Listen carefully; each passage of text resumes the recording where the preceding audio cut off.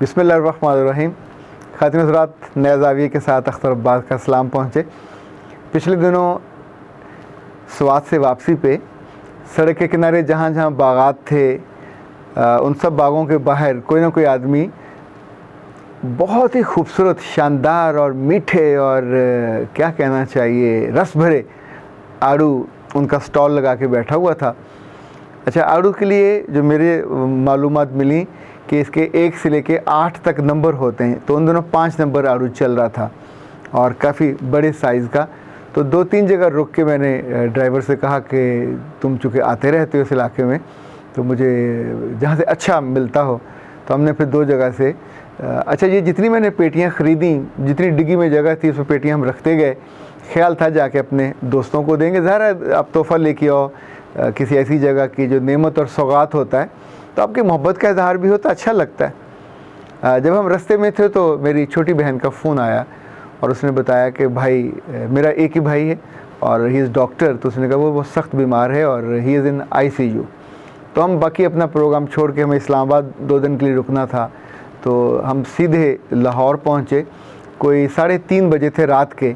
बच्चों को मैंने घर पे उतारा, बच्चे आके लेट गए और मेरा ख्याल था कि अगले दिन सुबह मैं निकलूँगा भावलपुर के लिए। पर हुआ ये कि तकरीबन 4:30 बजे मैंने अपना बैग तैयार किया और वहाँ फैसल मूबर के अड्डे पे पहुँचा। वहाँ मुझे कोच, उन्होंने कहा कि 7-8 बजे जाएगी भावलपुर के लिए। तो मैंने शॉर्टकट लिया मुल्तान का, मुल्तान पहुँचा और वहाँ से छोटी हाई रूफ थी, उस पर भावलपुर पहुँचा। अपने भाई को या अपने किसी करीबी अज़ीज़ को इतना बीमार देखना कि वो ICU में हो और ज़िंदगी के लाले पड़े हों, तो आप सोचें बहुत दुख और तकलीफ़ होती है। पर इस बीच में जो बहुत अच्छी बात हुई वो एक ये भी मैं सोचता रहा कि ये दोस्त रब की कितनी बड़ी अता और नेमत है। मैंने सिर्फ जाते जाते एक मैसेज फेसबुक पे दिया कि रशिंग टू बहावलपुर, जहाँ मेरा भाई बीमार है।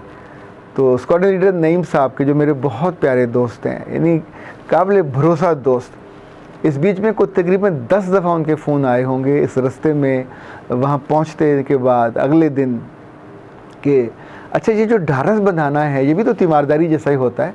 यानी आपका दोस्त आपसे मुखलस हो तो आपके दाएं या बाएं खड़ा होता है, और ये मेरे रब की अता होता अगर आपको सिंसियर दोस्त मिले। इसी तौर पे मेरे एक और दोस्त हैं, कभी जब हमसे छोटे होते थे, अब तो मैं उन्हें दोस्तों की तरह ट्रीट करता हूँ। अमजद एजाज़ उनका नाम है, प्रोफेसर अहमद हसन साहब के साहबजादे हैं। प्रोफेसर साहब केमिस्ट्री के उस्ताद से गुजरांवाला में बहुत तवील अर्सा उन्होंने पढ़ाया। मेरी खुशबख्ती ये कि मुझे वो बाप की तरह और एक दोस्त की तरह चाहते थे। अख्तर बेटा कह के बुलाते थे। जब भी मेरी कोई किताब नहीं छपती, उर्दू डाइजेस्ट में आर्टिकल या कॉलम आता तो हमेशा उनका फ़ोन आता कि बेटे बहुत अच्छा है, बहुत अच्छा लगा। अच्छा, उनसे मिल के बात करना, कई दफ़ा बहुत से इश्यूज़ पे उनसे थोड़े राय का फ़र्क भी होता था, पर मैंने कभी उनके सामने बैठ के ज़ुबान नहीं खोली थी। एक बहुत ही मोहब्बत का और दुआ वाला रिश्ता था। मुझे, मेरी अहलिया को, मेरे बच्चों को वो हमेशा दुआ देते थे। ये जो उनका बेटा है अमजद एजाज़, इससे मेरी यूँ समझें कि कोई पिछले 20 साल से दोस्ती है। इसकी 3 खूबियाँ हैं। अपने बाप का आशिक है, ये बहुत कम बेटों में खूबी होती है। इसने सारी उम्र जॉब नहीं की, अपने वालिद से मोहब्बत और उनकी खिदमत के अलावा इसकी ज़िंदगी में कोई दूसरा काम नहीं रहा। दूसरा, ये अपने बहन भाइयों से इतना सिंसियर, बिल्कुल उनके लिए मोम है, कभी बहन के लिए कभी भाई के लिए, जैसा वो बनाना चाहें वैसा वो ढल जाता। तीसरा, अपनी अहलिया और अपने बेटे के लिए अल्लाह ने एक बेटा अवैस दिया है, उनसे भी मोहब्बत और उनके प्रोटेक्शन में ही इज़ टू गुड। इस पूरे बीच में जॉब नहीं है और अपने वालिद और फैमिली को ही उसने हमेशा सपोर्ट किया। काबिल भरोसा ऐसा कि जितने साल मेरे साथ रहा तो हमारे साथ बहुत ज़्यादा बच्चियां काम करती थीं। यानी गर्ल्स क्लब था, उस गर्ल्स क्लब के तकरीबन हर फंक्शन को, जब हम कश्मीर जाते, एम्बोर कैंप जाते, कभी चश्मा बिराज जाते, कभी हम थर जाते इमदादी सामान लेके लोगों की मदद के लिए, तो अमजद भाई हमेशा इन सब बच्चियों के रखवाले और फैसिलिटेटर होते थे। अल्लाह ने इनको निगाह बहुत पाकीज़ा दी।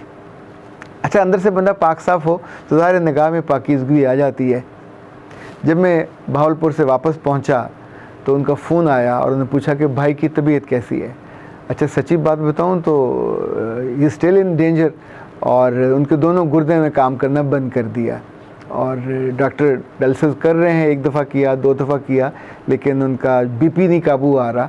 सो बहुत ही ऐसी परेशान कुन कैफियत थी।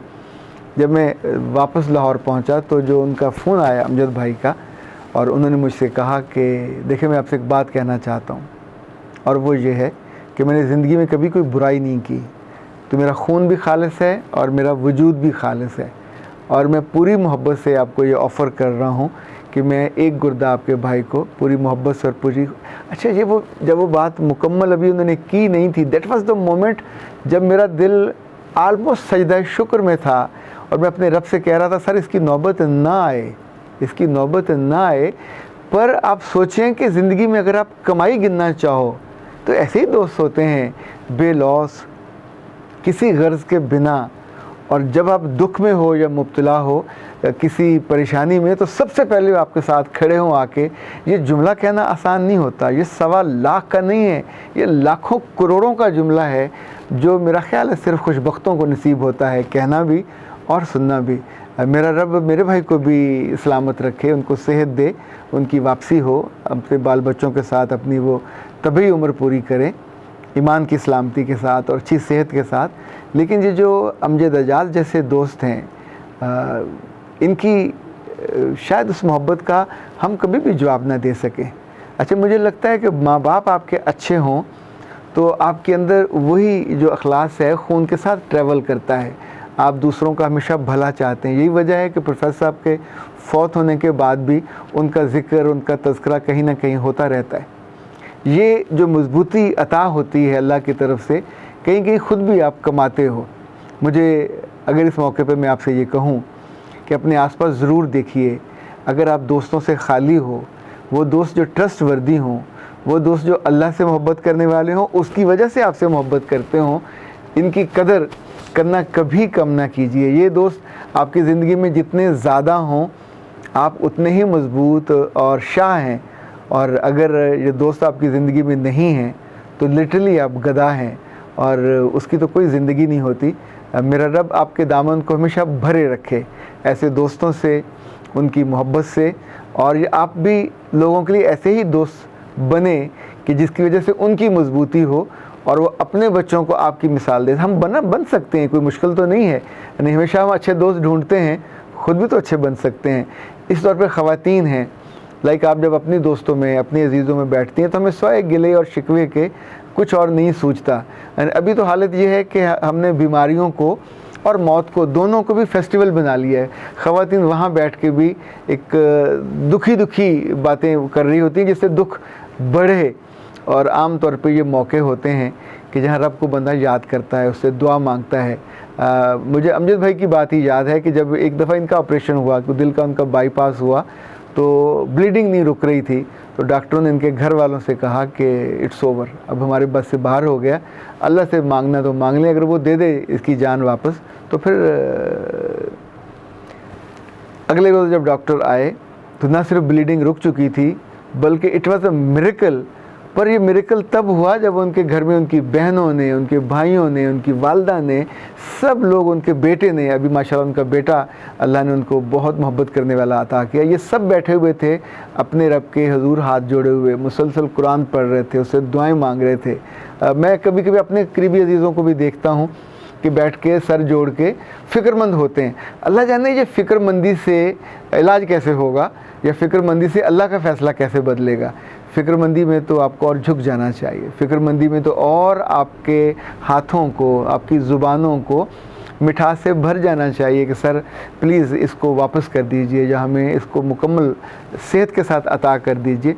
इसी तौर पे कभी नोटिस कीजिए कि आपकी ज़िंदगी में कई बार ऐसा होता है कि हमारे अज़ीज़ जब फौत हो जाते हैं तो वहाँ बैठ के हम उनके लिए दुआ नहीं करते, हम उसको भी एक फ़ेस्टिवल के तौर पे मना रहे होते हैं। कपड़े वैसे पहन लिए बैठे हैं, खाने का एहतमाम हो रहा, गप्पें हो रही हैं, और गप्पों में वो चीज़ें हो रही होती जो नहीं होनी चाहिए। ये मौका होता है जब जाने वाले को बहुत दुआ से, मोहब्बत से रुखसत करना चाहिए, और ये रुखसती ही शायद हमारे अखलास का और उसको तोहफ़ा देने का एक अच्छा मौका होता है, बहाना होता है। मेरा रब हमारे लिए आसानियाँ करे ज़िंदगी में भी और ज़िंदगी के बाद की ज़िंदगी में भी, ताकि हम सुरखरू हों और मुतमिन हों और खुश हों और हमारे आसपास बहुत अच्छे मोहब्बत करने वाले और सिंसियर दोस्त हों। अख्तर अब्बास को इजाज़त दीजिए। अस्सलाम वालेकुम।